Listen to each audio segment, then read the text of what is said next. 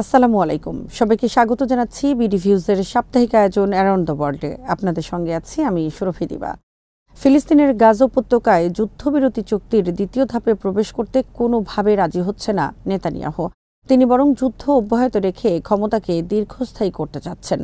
এতে কার কি হলো, গাজার সাধারণ মানুষের কি পরিমাণ প্রাণহানি ঘটল, কিংবা গাজায় বন্দী ইসরায়েলিরা মুক্তি পেলেন কিনা তার দিকে ভ্রুক্ষেপ নেই ক্ষমতালোভী নেতানিয়াহুর। গাজা যুদ্ধ নিয়ে এখন ইসরায়েল, যুক্তরাষ্ট্র ও তাদের গুটি কয়েক মিত্র একদিকে আর পুরো পৃথিবী অন্যদিকে। বিশ্ব সম্প্রদায় থেকে নেতানিয়াহুর কর্মকাণ্ডে নিন্দার ঝড় বইছে। গাজার যোদ্ধারাও নতুন করে ইসরায়েলে হামলা শুরু করেছেন। তারা গাজায় আবার শুরু হওয়া স্থল হামলা প্রতিহত করে চলেছেন।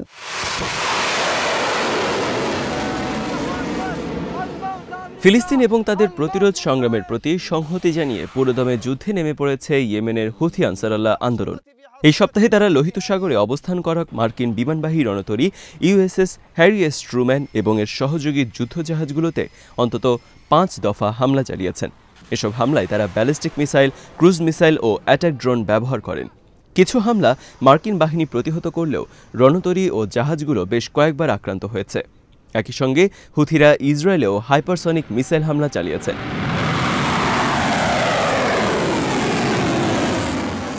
জুলফিকার ও প্যালেস্টাইন 2 নামে 2 ধরনের মিসাইল এসব হামলায় ব্যবহৃত হয়েছে।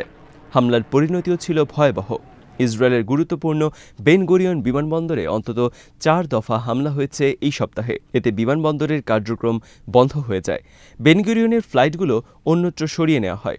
বিমানবন্দরের পার্শ্ববর্তী এলাকাগুলো থেকে লোকজনকে সরিয়ে আশ্রয়কেন্দ্রে নেওয়া হয়। নতুন করে শুরু হওয়া এসব হামলায় ইসরায়েলে আতঙ্ক তৈরি হয়েছে। প্রতিদিন সাইরেন বাজছে। সাইরেনের শব্দ শুনলে লোকজনের মধ্যে ছোটাছুটি শুরু হচ্ছে।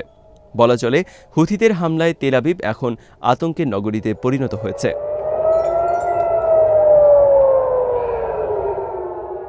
ইয়েমেনিদের ভয়ে লোহিত সাগর দিয়ে জাহাজ নেওয়ার সাহস করছে না যুক্তরাষ্ট্র। বিষয়টি স্বীকার করেছেন মার্কিন জাতীয় নিরাপত্তা উপদেষ্টা মাইক ওয়ালস। তিনি বলেন, ইয়েমেনি সশস্ত্র বাহিনীর হামলার ফলে মার্কিন জাহাজগুলো ব্যয়বহুল পথ দিয়ে যেতে বাধ্য হচ্ছে। তিনি সিবিএস নিউজকে বলেছেন, 75% মার্কিন পতাকাবাহী জাহাজ এখন সুয়েজ খালের পরিবর্তে আফ্রিকার দক্ষিণ উপকূল দিয়ে যাচ্ছে। এর আগে ইয়েমেনের সশস্ত্র বাহিনীর মুখপাত্র ব্রিগেডিয়ার জেনারেল ইয়াহিয়া সারি বলেছিলেন, তারা যুক্তরাষ্ট্র ও ইসরায়েলের জাহাজগুলোতে আরও তীব্রতা নিয়ে আঘাত করবেন। গাজার ফিলিস্তিনিদের উপর বর্বরতা বন্ধ এবং উপত্যকা থেকে অবরোধ প্রত্যাহার না করা পর্যন্ত তারা নিয়মিতভাবেই এই হামলা চালিয়ে যাবেন।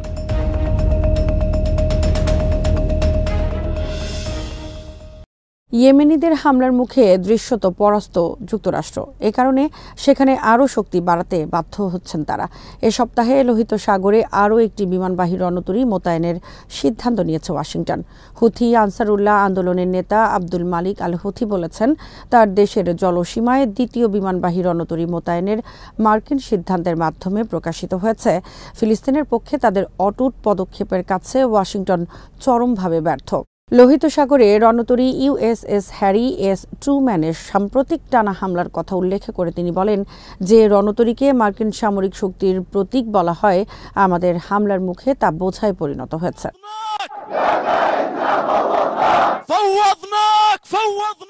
ইরাকি বিশ্লেষক নাজাহ মোহাম্মদ আলী মনে করেন, ইহুদিবাদী শাসক গোষ্ঠীর প্রতি ওয়াশিংটন এবং তার মিত্রদের অব্যাহত সমর্থনের মধ্যে সানা আবারও প্রমাণ করেছে ইয়েমেনিরা এমন এক জনগোষ্ঠী যারা যুদ্ধের বছরগুলোতে বিরল প্রতিরোধকামিতা দেখিয়েছে এবং তাদের ন্যায্য আদর্শ রক্ষায় তারা দৃঢ় প্রতিজ্ঞ। এই অবস্থান বিদেশি চাপের কাছে আত্মসমর্পণ করতে অস্বীকার করা এবং সিদ্ধান্ত গ্রহণের সার্বভৌমত্ব এবং স্বাধীনতা রক্ষার উপর জোর দেয়া জনগণের ইচ্ছাকে প্রতিফলিত করে।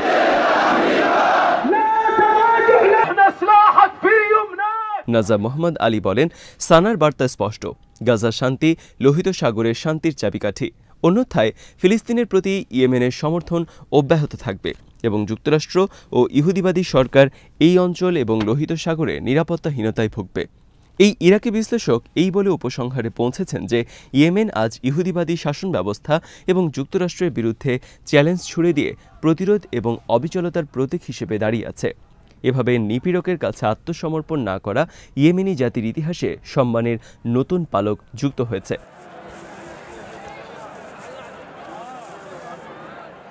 এদিকে গাজা উপত্যকায় ইসরায়েলি বর্বরতার জবাবে তেল আবিবে বড় ধরনের হামলা চালিয়েছে গাজার শাসক দল হামাস। হামলার একটি ভিডিও প্রকাশ করেছে তাদের সামরিক শাখা আল কাসাম ব্রিগেডস। এক ঘোষণায় ব্রিগেডস জানিয়েছে তাদের যোদ্ধারা গাজা উপত্যকায় ফিলিস্তিনি বেসামরিক নাগরিকদের ওপর ইহুদিবাদী শত্রুদের অপরাধ ও গণহত্যার প্রতিশোধ হিসেবে M90 ক্ষেপণাস্ত্র দিয়ে তেল আবিব শহরকে লক্ষ্য করে হামলা চালিয়েছেন।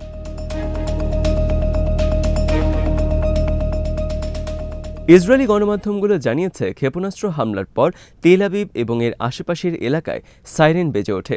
জনগণকে নিরাপদ আশ্রয় গ্রহণের নির্দেশ দেওয়া হয়। এ সময় শহরে আতঙ্ক ছড়িয়ে পড়ে এবং আশ্রয় কেন্দ্রে যাওয়ার জন্য লোকজন হুড়াহুড়ি করতে থাকে। দীর্ঘ বিরতির পর আকস্মিক এই হামলার পর আতঙ্কিত অনেক ইসরায়েলিকে কান্না করতেও দেখা গেছে।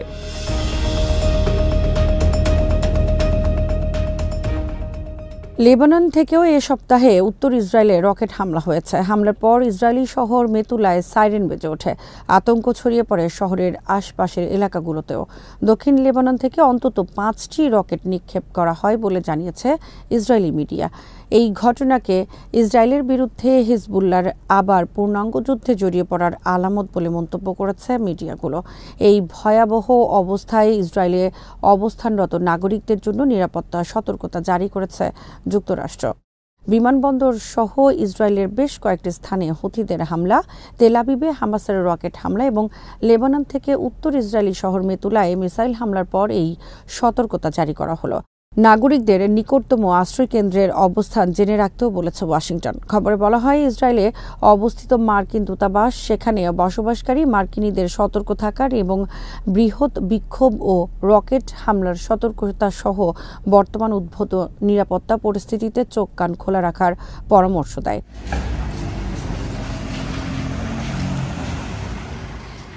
যুদ্ধবিরতি লঙ্ঘন করে গাজায় নতুন করে হামলা শুরু করার পরে ইসরায়েলে প্রচণ্ড বিক্ষোভ চলছে। গাজায় নতুন যুদ্ধবিরতি প্রতিষ্ঠা এবং হামাসের হাতে থাকা বন্দীদের মুক্তির দাবিতে নেতানিয়াহুর বিরুদ্ধে বিক্ষোভ করেন হাজার হাজার ইসরায়েলি। বিক্ষোভকারীদের দাবি, নেতানিয়াহু সরকার দেশের গণতন্ত্রকে ধ্বংস করেছে। ওই বিক্ষোভের কারণে ইসরায়েলের গুরুত্বপূর্ণ সড়কগুলো বন্ধ হয়ে যায়। আগামী কয়েকদিনে বিক্ষোভ আরও গতি পেতে পারে বলে জানিয়েছেন আয়োজকরা।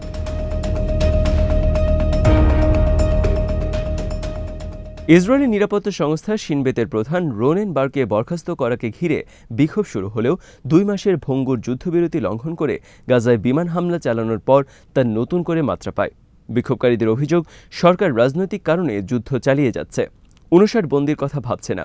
বিক্ষোভকারীদের অভিযোগ, নেতানিয়াহু ব্যক্তিগত এবং দলীয় স্বার্থে যুদ্ধ চালিয়ে যাচ্ছেন, এতে ইসরায়েলিদের কোনো স্বার্থ নেই।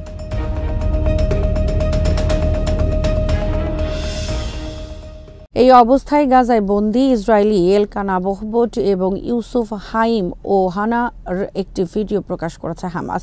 35 বছর বয়সী বহবোট এবং 24 বছর বয়সী ওহানা 2023 সালের 7 অক্টোবর নোভা মিউজিক ফেস্টিভ্যাল থেকে বন্দী হয়েছিলেন। ভিডিওটিতে দেখা গেছে বহবোট এবং ওহানা মেঝেতে বসে আছেন, তাদের চেহারা ফ্যাকাশে। বহবোট ভিডিওতে বলেন, গতকাল পর্যন্ত আমরা একটি নাম, একটি পরিচয়পত্র এবং আশা ছিল, আজ আমি কেবল একটি সংখ্যা। তিনি বলেন, যুদ্ধবিরতি শুরু হওয়ার আগে তারা যে পরিস্থিতির মুখোমুখি হয়েছিলেন তা কঠিন ছিল। বর্তমান পরিস্থিতির কথা জানিয়ে তিনি বলেন, এখন তেমন খাবার দাবার নেই, কোনো নিরাপদ জায়গাও নেই। আরও খারাপ বিষয় হলো আমরা জীবিত বোধ করছি না, মৃত বোধ করছি না।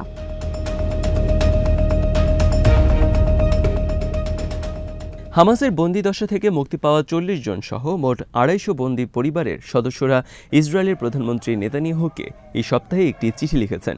সেখানে তারা নেতানিয়াহু সরকারকে গাজায় নতুন সামরিক অভিযান বন্ধ করে হামাসের সঙ্গে আলোচনায় বসার আহ্বান জানিয়েছেন, যাতে বাকি 59 বন্দীর মুক্তি নিশ্চিত করা যায়।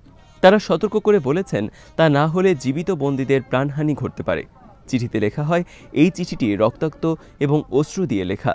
এটি আমাদের সেসব বন্ধুবান্ধব এবং পরিবারের সদস্যরা লিখেছেন যাদের প্রিয়জনকে বন্দিদশায় হত্যা করা হয়েছে এবং যারা চিৎকার করে বলছেন, এখনই যুদ্ধ বন্ধ করুন, আলোচনার টেবিলে ফিরে আসুন এবং একটি চুক্তি করুন যা যুদ্ধ শেষ করার বিনিময়ে সব বন্দীর মুক্তির নিশ্চয়তা দেবে।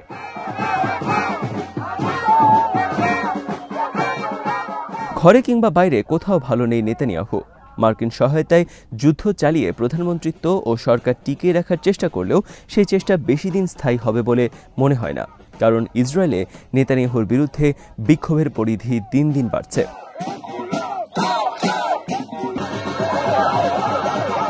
অন্যদিকে নতুন করে হামলা শুরু করেছে হামাস। লেবাননের হিজবুল্লাহ বেনামে উত্তরের ইসরায়েলে আঘাত হেনেছে। নিয়মিত হামলা চালিয়ে যুক্তরাষ্ট্র ও ইসরায়েলকে কোণঠাসা অবস্থায় ফেলেছে হুথি আনসারুল্লাহ। আগামী দিনগুলোতে আরও তীব্রতার সঙ্গে হামলা অব্যাহত থাকবে বলেও জানিয়েছেন তারা। বিশ্লেষকরা বলছেন, আন্তর্জাতিক বিশেষ করে আরব দেশগুলোর বহুমুখী পদক্ষেপ এবং প্রতিরোধ হামলার মুখে যুদ্ধবিরতির দ্বিতীয় ধাপ বাস্তবায়নে বাধ্য হবেন নেতানিয়াহু, আর এর মাধ্যমেই যুদ্ধের পূর্ণাঙ্গ সমাপ্তি ঘটবে।